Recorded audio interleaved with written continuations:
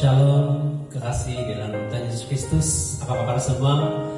Selamat pagi, bertemu kita di kesempatan pagi hari ini untuk bersama-sama beribadah.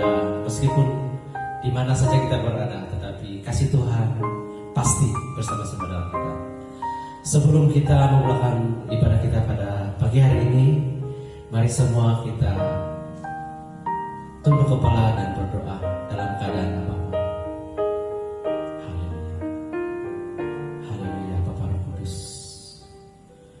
Bapa yang kami kenali dalam nama Tuhan Yesus Kristus, Tuhan dan Juru Selamat kami.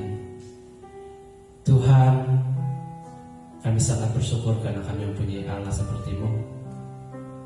Tuhan, datanglah di setiap pribadi kami pada pagi hari ini Tuhan.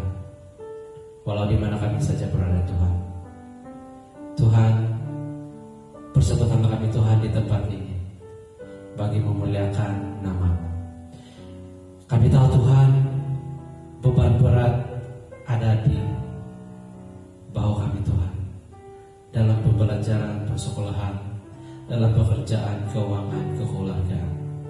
Tapi Tuhan, dengan rendah hati kami datang di hadapan-Mu Tuhan, mengaku dan bersujud di hadapan-Mu.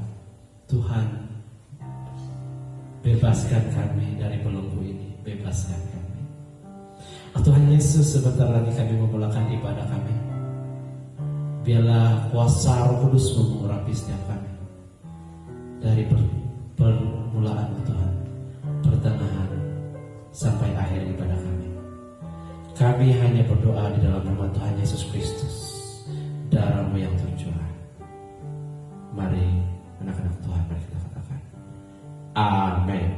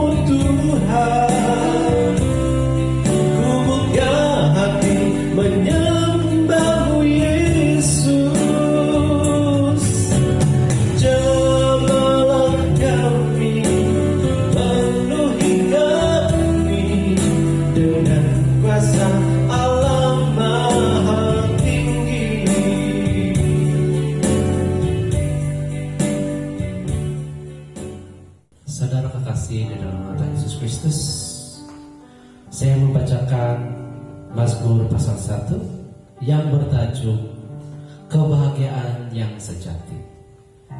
Saya bacakan firman Tuhan dan saudara-saudari melihatnya di dalam Alkitab masing-masing.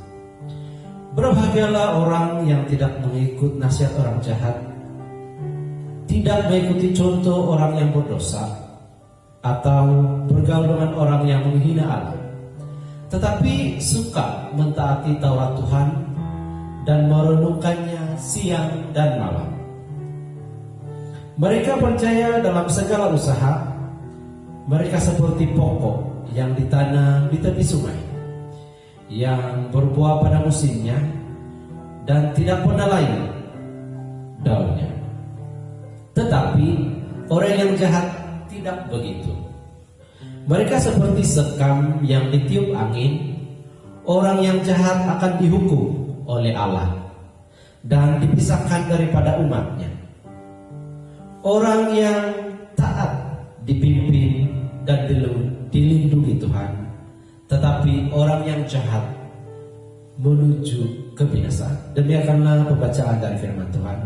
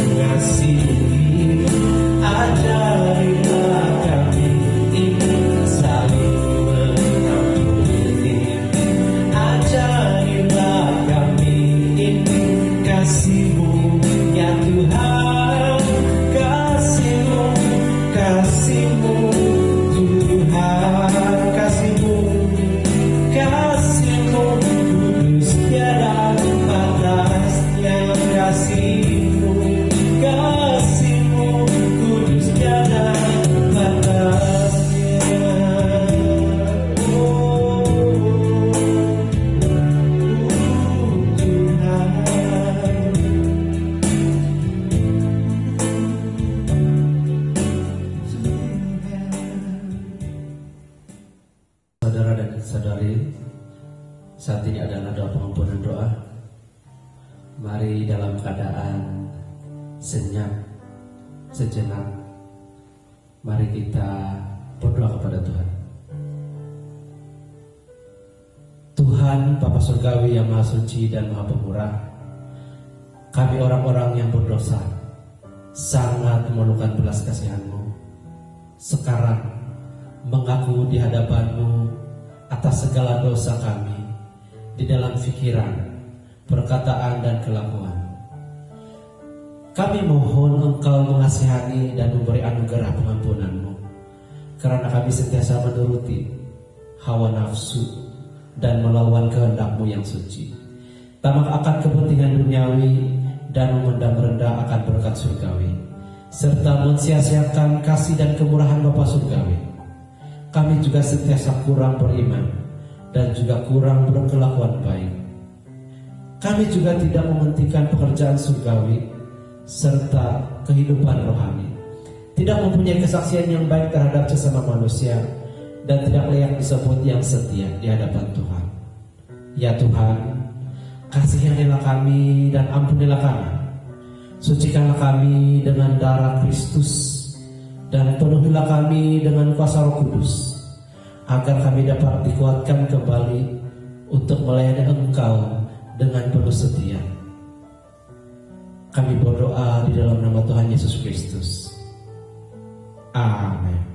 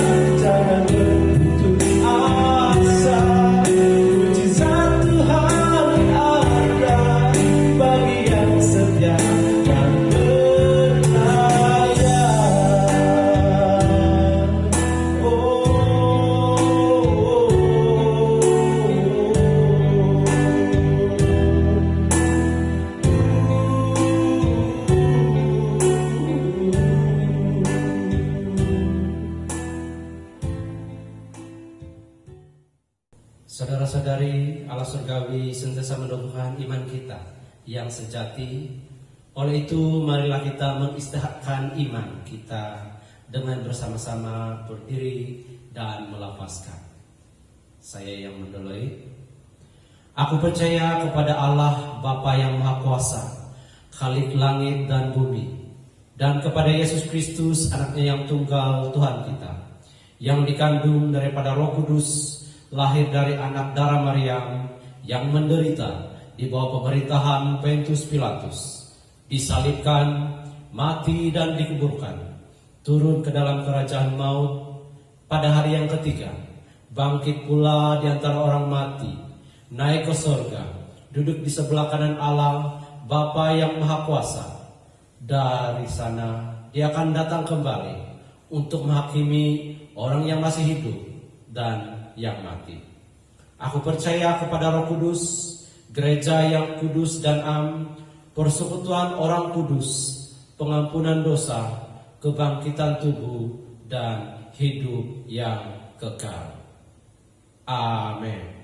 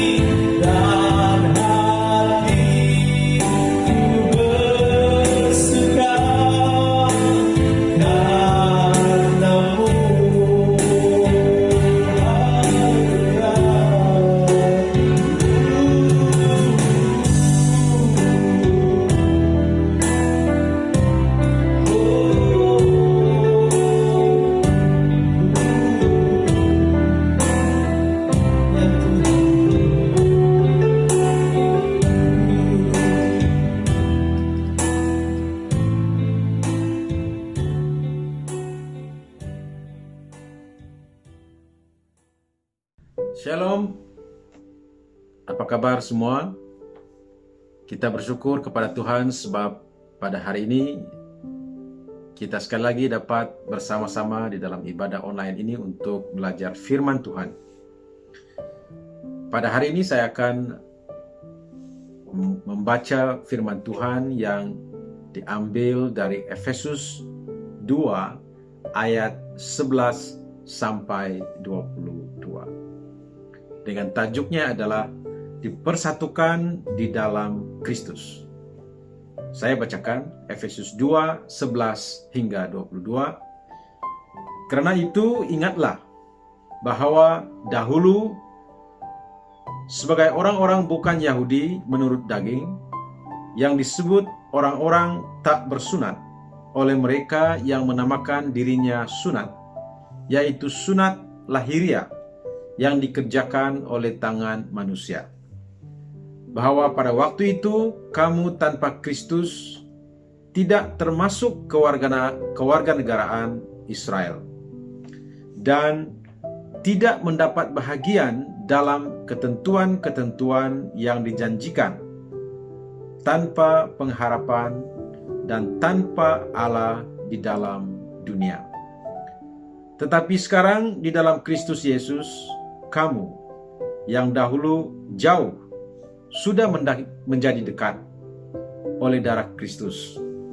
Karena dialah damai sejahtera kita yang telah mempersatukan kedua pihak dan telah merubuhkan tembok pemisah, yaitu perseteruan.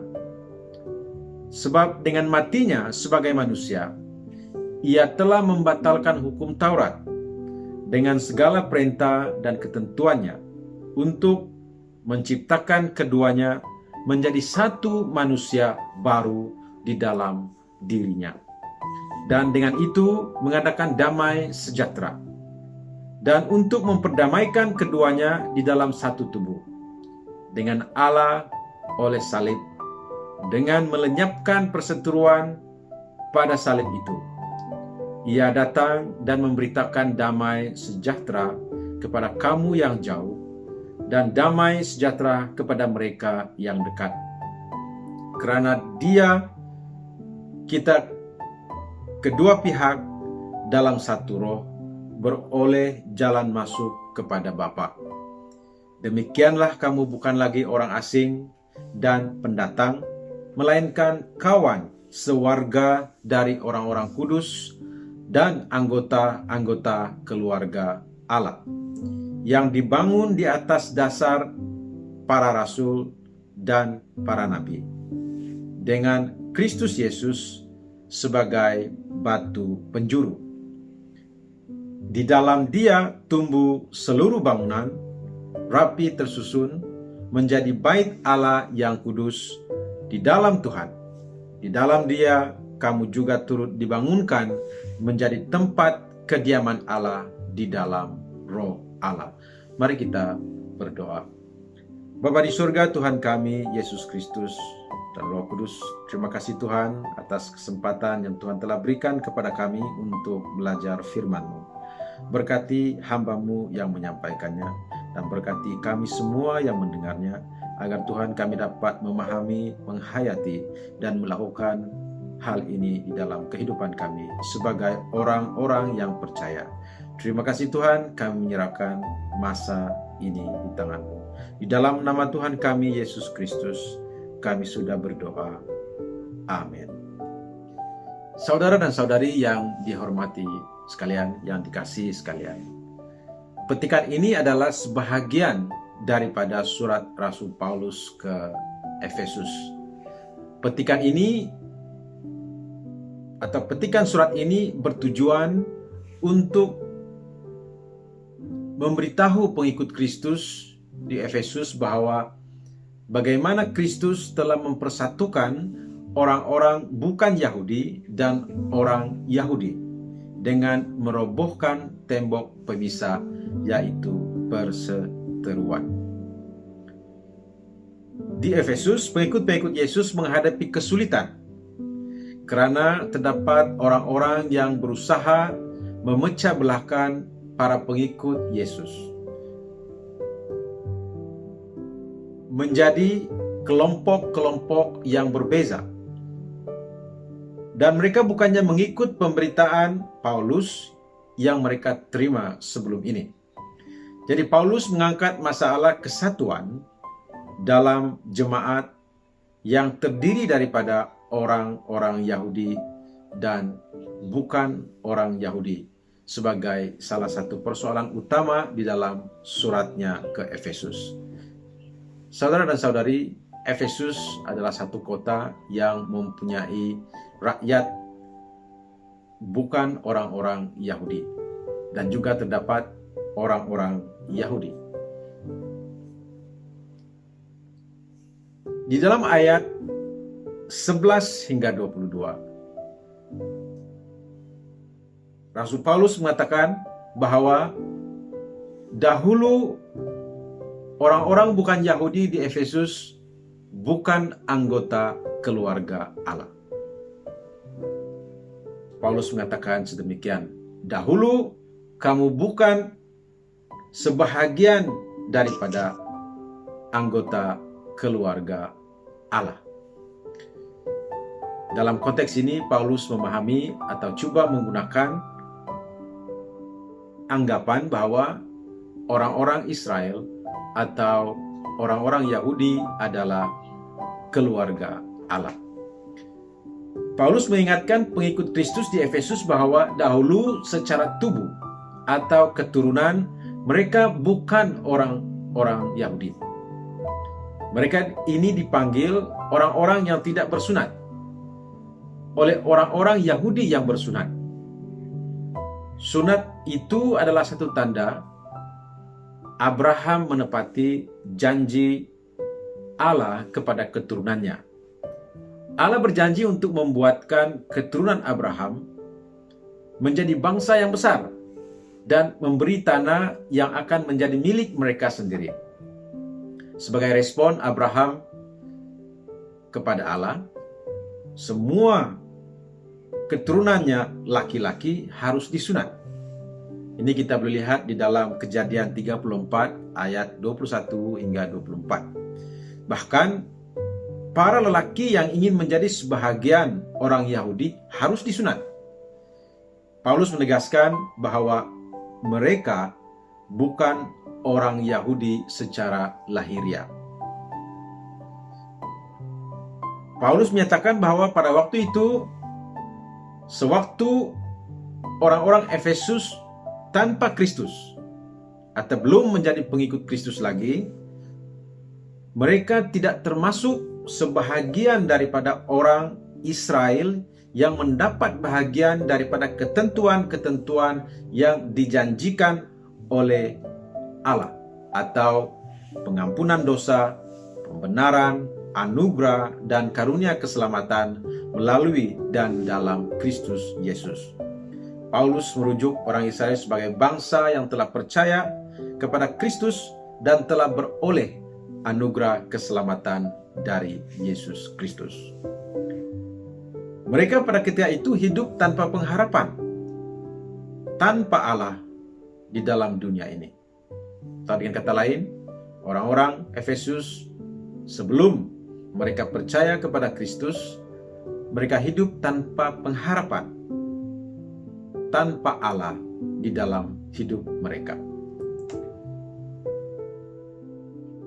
Di dalam ayat 2, 13 hingga 18, Rasul Paulus berkata atau menyampaikan message bahwa tetapi setelah mereka percaya kepada Kristus, mereka menjadi anggota keluarga Allah. Setelah mereka percaya kepada Kristus, mereka menjadi anggota keluarga Allah bersama-sama dengan orang-orang Yahudi yang percaya. Paulus berkata, tetapi sekarang ini kamu, merujuk kepada orang-orang Efesus yang percaya kepada Yesus, adalah di dalam Yesus, sudah hidup bersatu di dalam Kristus Yesus. Kamu yang dulunya jauh dari Allah, kini telah didekatkan kepada Allah karena kamu percaya kepada kematian Kristus. Paulus berkata hal itu demikian karena Yesus membawa damai untuk mereka dan menjadikan orang-orang bukan Yahudi dan orang-orang Yahudi menjadi satu umat, yaitu umat Kristus. Di dalam Yesus, tembok pemisah, yaitu perseteruan atau permusuhan antara orang-orang Yahudi dan orang-orang bukan Yahudi telah dirobohkan. Kematian Yesus di kayu salib merobohkan tembok pemisahan mereka selama ini. Ini adalah message yang telah disampaikan oleh Rasul Paulus kepada orang-orang Efesus, yang mana kita boleh baca di dalam ayat 13 hingga 18. Paulus juga berkata, kematian Yesus membawa damai. Paulus menjelaskan bahwa kematian Yesus memansuhkan semua perintah dan peraturan dalam Taurat, yakni peraturan-peraturan tradisi, supaya kaum ini boleh menjadi satu umat yang hidup bersatu di dalam Kristus Yesus. Dengan cara itulah Yesus mendatangkan kedamaian. Orang-orang bukan Yahudi dan orang-orang Yahudi diperdamaikan di dalam satu tubuh dengan Allah oleh karena kematian Yesus di kayu salib. Kematian Yesus di kayu salib melenyapkan perseteruan. Apabila orang-orang Yahudi percaya kepada Yesus dan apabila orang-orang bukan Yahudi percaya kepada Yesus juga, maka mereka menjadi satu umat, satu tubuh di dalam Allah. Dengan demikianlah Kristus telah datang dan mengisytiharkan berita baik tentang kedamaian kepada semua orang, baik orang Yahudi maupun orang bukan Yahudi yang percaya kepada Allah. Saudara dan saudari, di dalam ayat 19 sampai 22, Paulus menyatakan kepada orang-orang di Efesus atau pengikut-pengikut Yesus di Efesus bahwa semua orang yang percaya dibangunkan di atas batu asas yang sama, yaitu Yesus.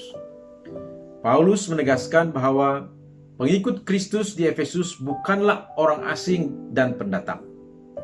Semua orang-orang Yahudi dan bukan Yahudi adalah kawan sewarga.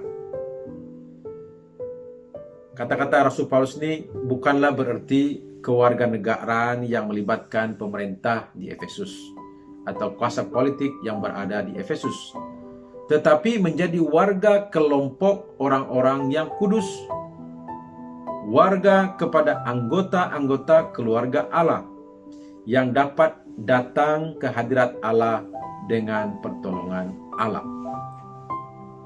Paulus juga mengatakan bahwa pengikut Yesus di Efesus juga dibangunkan di atas asas yang sama. Dengan kata lain, pengikut-pengikut Yesus di Efesus yang bukan berbangsa Yahudi juga dibangunkan di atas asas yang sama, yang telah diletakkan oleh para rasul, para nabi, dan dengan Kristus Yesus sebagai batu asasnya. Kristus Yesus sebagai batu asasnya. Seperti mana orang-orang Yahudi, umat pilihan Tuhan, menjadi pengikut Yesus. Pengikut Kristus di Efesus yang telah hidup bersatu dengan Kristus juga dibangunkan sama seperti orang-orang Yahudi yang percaya kepada Kristus, menjadi sebuah tempat kediaman Allah di mana di situ Roh Allah tinggal. Saudara dan saudari yang dikasihi dalam nama Tuhan kita Yesus Kristus, apakah message yang kita boleh ambil daripada surat Rasul Paulus kepada orang-orang di Efesus di dalam konteks kita pada hari ini? Yang pertama, dahulu sebelum kita mengenal Kristus, kita bukan anggota dalam keluarga kerajaan Allah. Hidup kita melakukan dosa, kita belum bertaubat. Hidup kita tanpa harapan, hidup tanpa Allah. Malahan kita menyembah kepada berhala-berhala. Itu adalah sebelum kita mengenal Kristus, sebelum menjadi orang-orang yang percaya. Dan ini jelas kalau kita rujuk kepada kehidupan nenek moyang kita. Mereka dalam keadaan kegelapan, mereka tidak mempunyai Allah di dalam hidup mereka, mereka tidak mempunyai pengharapan. Seperti kata Rasul Paulus kepada orang-orang di Efesus, setelah kita percaya kepada Kristus, kita menjadi anggota keluarga kerajaan Allah. Menerima anugerah pengampunan dosa. Kita menerima anugerah pengampunan dosa dan dikuduskan dan telah menerima keselamatan kekal. Kita ada harapan. Kita mempunyai pengharapan. Dan kita mengharapkan atau mengandalkan segala harapan kita kepada Tuhan. Hidup kita dekat dan di dalam Allah. Sebab kita adalah keluarga kerajaan Allah. Kita menjadi sebahagian daripada keluarga Allah itu. Saudara dan saudari, kita harus sadar dan tahu, serta menghayati dan menghargai bahwa setelah kita percaya kepada Kristus, kita sudah menjadi anggota keluarga kerajaan Allah. Keluarga, kelompok orang-orang yang percaya kepada Yesus Kristus. Perkara ketiga yang kita boleh pelajari daripada surat Rasul Paulus kepada orang-orang di Efesus ini adalah karena kita percaya kepada Yesus, kita diperdamaikan dengan Allah. Karena kita telah percaya kepada Yesus, kita telah diperdamaikan dengan Allah. Kita hidup di dalam Allah karena anugerah pengampunan dosa, pembenaran, pengudusan dari Allah. Karena kita percaya kepada Kristus Yesus. Dengan kata lain, kita telah diperdamaikan dengan Allah. Semua bangsa yang percaya kepada Yesus menjadi satu umat dan diperdamaikan melalui penyatuan di dalam Kristus. Ini dalam konteks diperdamaikan antara bangsa-bangsa sebagai satu keluarga. Dan kita menjadi satu tubuh. Seluruh orang-orang Kristen di seluruh dunia menjadi satu tubuh, yaitu keluarga yang percaya kepada Yesus Kristus. Yang keempat, marilah kita menghayati bahwa orang-orang yang percaya menjadi bait Allah. Kita sebagai orang yang percaya, kita semua yang menjadi orang-orang yang percaya adalah bait Allah. Orang-orang yang percaya kepada Yesus Kristus hidup bersatu dengan Kristus dan menjadi bait Allah. Bait yang dibangunkan atas dasar pemberitaan dan kesaksian para rasul dan para nabi, dan Yesus sebagai batu asasnya atau rujukan utama. Jadi kita harus menghayati, kita harus sadar bahwa kita ini adalah bait Allah. Oleh itu, kita haruslah sentiasa menjaga kesucian, kekudusan diri kita. Menjaga kesucian, kekudusan hati nurani kita. Sebab kita ini adalah bait Allah. Saudara dan saudari yang dikasihi dalam nama Tuhan kita Yesus Kristus, bangsa-bangsa percaya kepada Kristus diperdamaikan dengan Allah dan sesama manusia.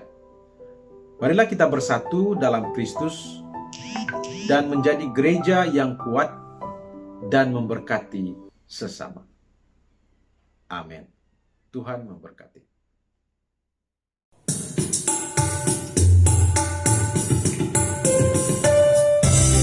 Haleluya.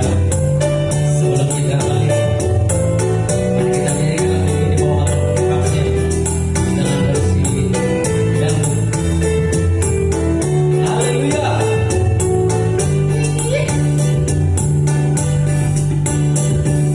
Aku ingin selalu berada di hadirat-Mu. Aku ingin selalu berlindung dalam naungan-Mu, di bawah kepak sayap-Mu. Kau bawaku terbang tinggi, melintasi langit biru, bagaikan raja wali. Sekali lagi. Selalu berada di hadirat-Mu. Aku ingin selalu berlindung dalam naungan-Mu, di bawah kepak sayap-Mu. Kau bawaku terbang tinggi, melintasi langit biru, bagaikan raja wali, bagai raja wali, melintasi gunung tinggi, bagai raja wali, melintasi badai biru, di bawah kepak sayap-Mu. Kau bawaku terbang tinggi, melintasi langit biru, bagaikan raja wali.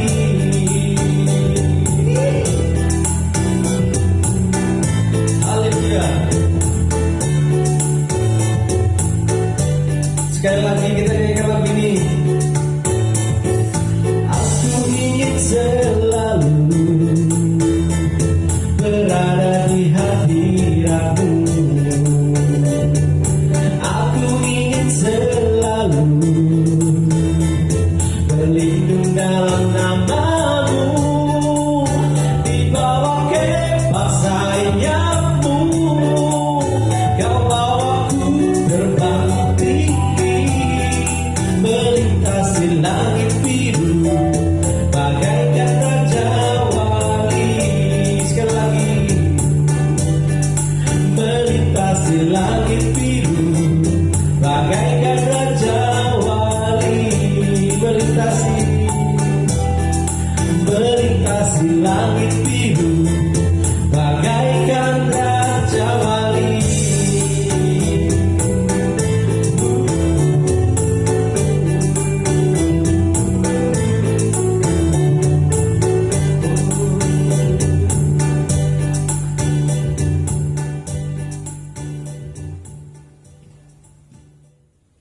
Shalom. Pengumuman untuk pagi hari ini adalah untuk pengetahuan saudara dan saudari PCS Alam Mesra, ada 2 pelajar yang akan menyambung pelajaran ke STS, dan kita beri sokongan kepada kita punya berada ini, yaitu Sylvester Judin dan juga Jeron Jackson. Semoga mereka dapat menghabiskan pembelajaran mereka di sana dan membantu kita di pelayanan di PCS Alam Mesra ini.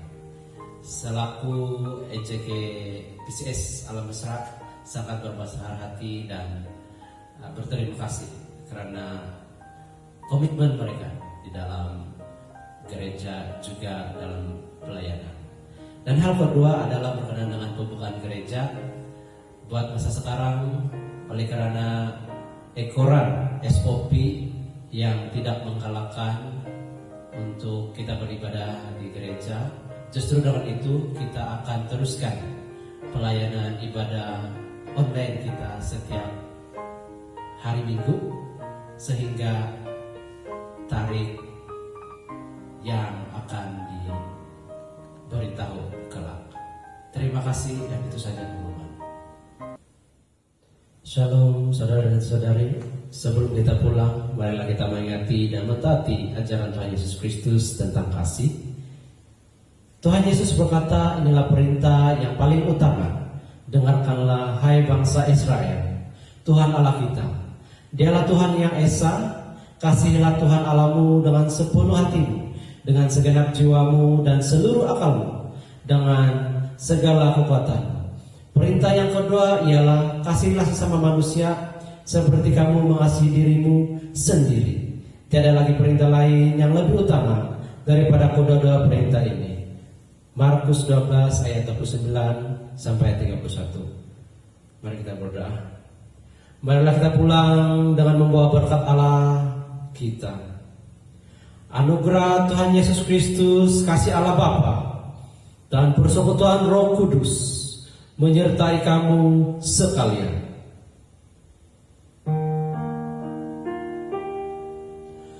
Amin. Amin.